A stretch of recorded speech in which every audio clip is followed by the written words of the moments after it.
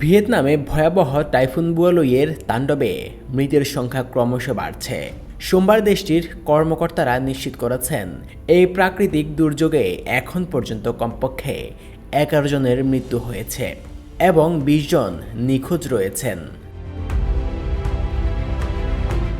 সোমবার ভোরে উত্তর নিনবিন প্রদেশে টাইফুন সম্পর্কিত ঘূর্ণিঝড়ে অন্তত 9 জন নিহত হন।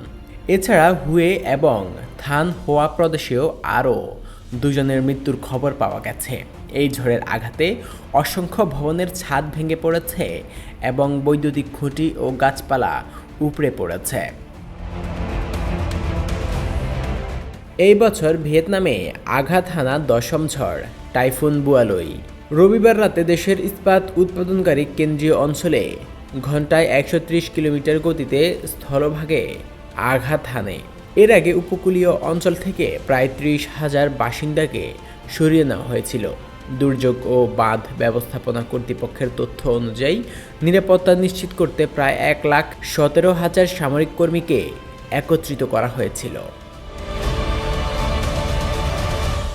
জলবায়ু পরিবর্তনের প্রভাবে বিশ্বজুড়ে ঝড়গুলো আরও শক্তিশালী হয়ে উঠেছে বলে বিজ্ঞানীরা সতর্ক করেছেন।